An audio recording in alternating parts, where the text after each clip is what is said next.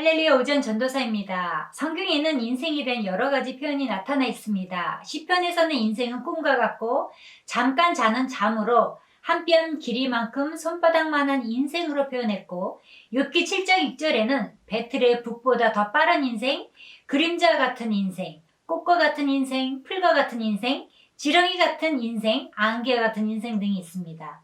하나님의 축복과 세상 재물을 거머쥐기 위해 일생을 몸부림쳤던 야곱은 인생을 나그네 길이라고 표현했습니다. 이 말은 야곱이 바로왕을 만나 나이를 물을 때 한 대답이었습니다.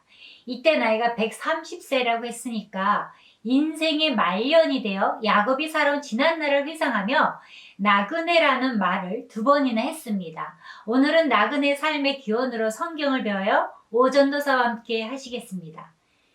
요셉이 자기 아버지 야곱을 인도하여 바로 앞에 서게 하니 야곱이 바로에게 축복하매 바로가 야곱에게 묻되 내 나이가 얼마냐? 야곱이 바로에게 아뢰되 내 나그네 길의 세월이 130년이니이다. 내 나이가 얼마 못되니 우리 조상이 나그네 길의 연주에 미치지 못하나 험악한 세월을 보내었나이다 하고 야곱이 바로에게 축복하고 그 앞에서 나으니라. 야곱이 바로를 만날 때 상식적이지 않은 모습이 소개되는데 야곱이 바로에게 축복합니다. 세상적으로 바로왕은 야곱보다 위에 있지만 그러나 하나님의 나라에서는 바로왕보다 위에 있었고 그는 하나님의 나라의 제사장으로서 왕을 축복하고 있습니다.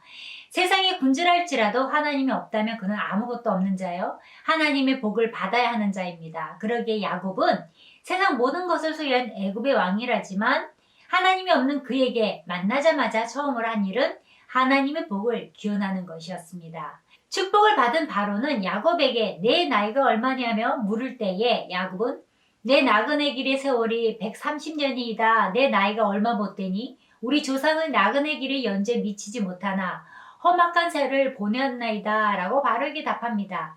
이 말은 야곱이 살아온 지난 날을 회상하며 인생에 대해서 2가지 회고록을 남기는 단어를 썼습니다. 그 중에 하나가 자신을 나그네라고 표현했습니다. 본문에서 나그네 길의 세월은 예메, 쉐네, 메구라이, 머무르면 연들의 날들로 표현됩니다.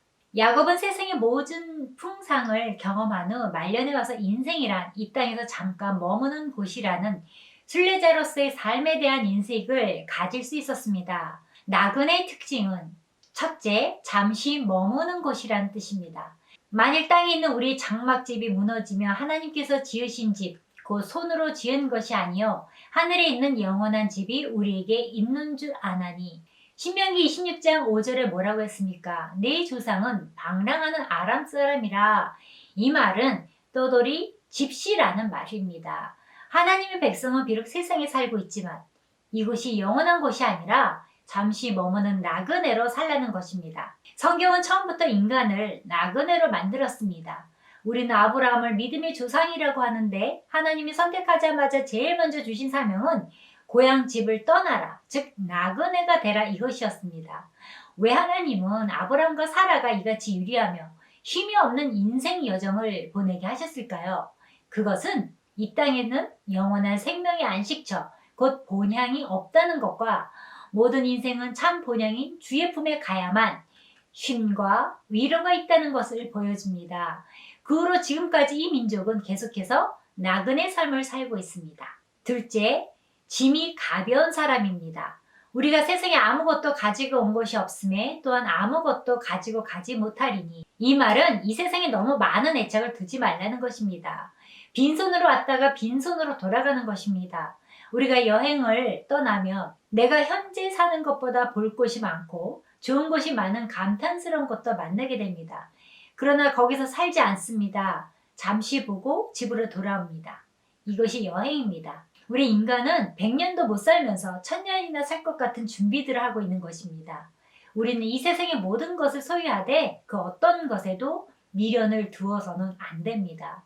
하늘나라에 가서 살 사람이니까 거기에 소망을 두고 내가 필요한 대로 적응하며 살아가는 삶, 이것이 나그네 삶입니다. 마지막으로 셋째, 본향을 향하게 됩니다.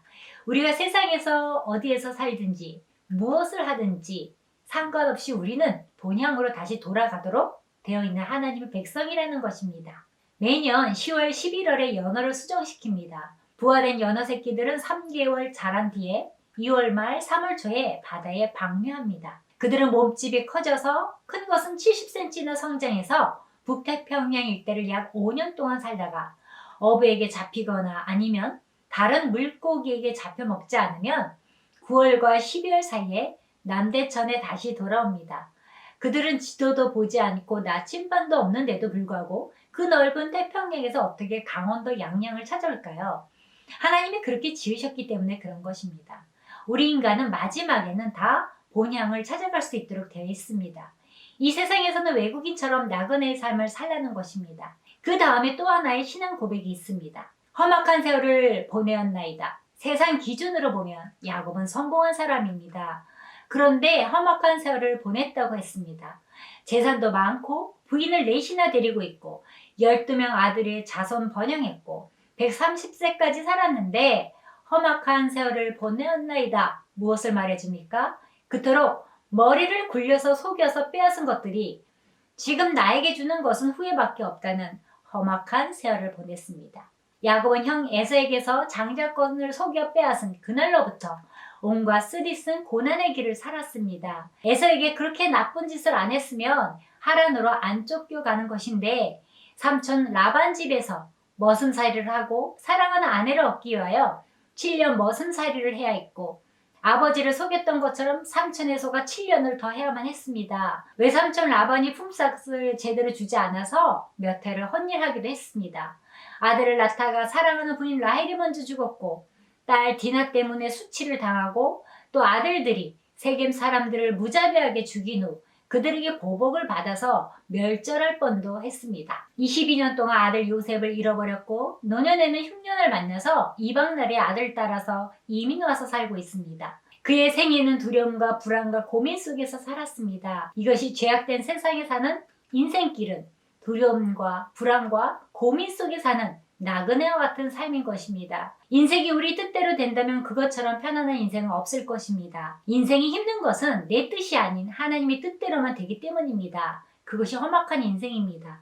그런데 험악한 인생이 우리로 하여금 하나님을 알게 하고 세상을 제대로 보게 한다면 험악한 인생은 오히려 하나님의 은혜를 할 수 있습니다. 기근이 더욱 심하여 사방에 먹을 것이 없고 애굽 땅과 가나안 땅이 기근으로 황폐하니 기근의 심각성은 애굽뿐만 아니라 가나안 땅까지도 미치었으며 그 결과 가나안의 돈이 애굽의 국고로 들어가게 되었습니다.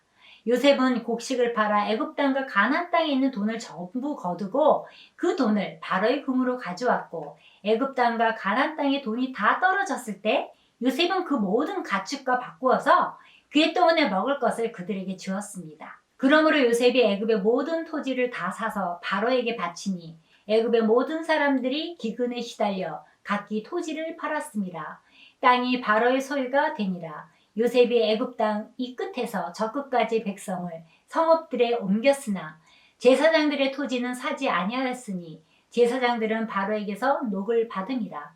바로가 주는 녹을 먹음으로 그들이 토지를 팔지 않음이었더라. 애굽 토지 제도의 기본법을 간단히 요약하면 다음과 같습니다. 첫째, 최소한의 개인 토지를 제외한 대부분의 토지는 국유화. 그 당시는 전제 군주 시대였으므로 왕에게 통치권이 있었는데 모든 토지가 왕의 소유 재산이 되었음을 강조하기보다는 일정한 원칙에 따라 국가의 재산으로 귀속되었음을 암시하는, 즉 토지의 국유화가 이루어진 것입니다. 둘째, 예외적으로 제사장 계급만은 토지를 소유했습니다. 여기서 제사장은 태양신 라를 주신 잡다한 이방신들을 섬기는 자들로 당시 애굽은 정치와 종교가 분리되지 않아 이들의 영향력은 대단히 컸습니다. 셋째, 바로의 소장농이 된 백성들에게 토지법 제정이 있었습니다. 요셉은 백성들에게 종자를 주어 농사를 짓게 하였습니다. 백성은 토지를 경작하여 소득원으로 삼는 대신 토지 소산의 5분의 1을 세금으로 바쳐야 했습니다. 그들이 이르되 주께서 우리를 살리셨사오니 우리가 주께 은혜를 입고 바로의 종이 되겠나이다. 요셉이 애굽 토지법을 세우매 그 5분의 1이 바로에게 상납되나 제사장의 토지는 바로의 소유가 되지 아니하여 오늘날까지 이르니라. 25절에 주께서 우리를 살리셨으니라는 말은 요셉의 경제 정책이 너무 너그러웠다는 사실을 보여주는 것입니다. 왜냐하면 토지 소유자가 소작인에게 수확의 절반 혹은 3분의 1이 부과되던 것이 상례였습니다. 백성들은 그가 그들을 살렸다고 감사하며 바로의 종이 되겠다고 대답하였습니다. 하나님의 사람 요셉은 지금 수많은 사람들을 구원합니다. 요셉은 기근이라는 난국 상황에서 토지법과 조세법을 만들어 그 법은 모세 시대까지 계속되었습니다. 이스라엘 족속이 애굽 고센 땅에 거주하며 거기서 생업을 얻어 생육하고 번성하였더라. 사방의 기근 중에서도 하나님의 사람 요셉의 지혜로운 정책에 의하여 애굽으로 이주한 야곱의 가족들이 이방 땅에서도 부족함이 없이 안전한 삶을 누릴 수 있는 배경이 되고 있음을 보여주는 것입니다. 마무리합니다. 터키 사람들은 고난과 슬픔을 당한 사람에게 인사할 때 이렇게 말한다고 합니다. 빨리 지나가기 바랍니다. 인생은 나그네와 같아서 괴로움이나 즐거움이나 눈 깜빡할 사이에 지나갑니다. 성경 전체를 보면 인생을 나그네와 행인이라고 했습니다. 아브라함도 야곱도 나그네라고 했습니다. 레기 25장 23절에 토지를 영구히 팔지 말 것은 토지는 다 내 것임이니라. 너희는 거류민이여 동거하는 자로서 나와 함께 있느니라고 했습니다. 이후로도 역대기상 29장 15절에서 다윗은 인생을 나그네와 우거한 자라고 표현했습니다. 사도 베드로도 성도를 나그네와 행인 같은 너희라고 표현했으며 외모로 보시지 않고 각 사람의 행위대로 심판하시는 이를 너희가 아버지라 부른즉 너희가 나그네로 있을 때를 두려움으로 지내라고 했습니다. 나그네와 같은 짧은 인생을 육신의 정욕대로 아무렇게 살지 말고 인간의 모든 행위를 심판하시는 하나님 앞에서 두려움으로 살아야 한다는 말씀입니다.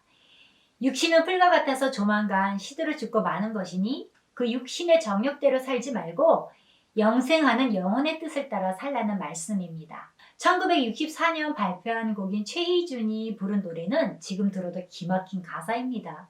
노래 제목은 하숙생입니다. 인생은 나그네 길 어디서 왔다가 어디로 가는가 구름이 흘러가듯 떠돌다 가는 길에 정일랑 두지 말자 미련일랑 두지 말자 인생은 나그네 길 구름이 흘러가듯 정처 없이 흘러간다. 인생은 벌거숭이 빈손으로 왔다가 빈손으로 가는가 강물이 흘러가듯 여울져가는 길에 정일랑 두지 말자 미련일랑 두지 말자 인생은 벌거숭이 강물이 흘러가듯 소리 없이 흘러서 간다.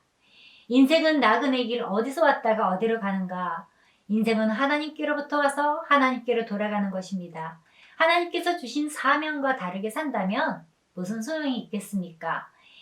예수 없는 인생은 살았다 하나 죽은 인생이요 예수 있는 인생은 죽어도 사는 것입니다.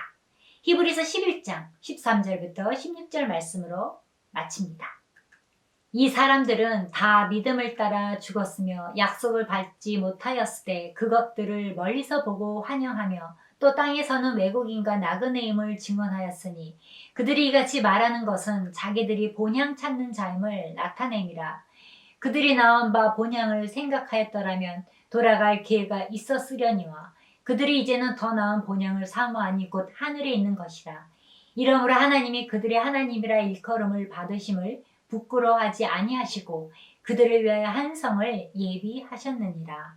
아멘.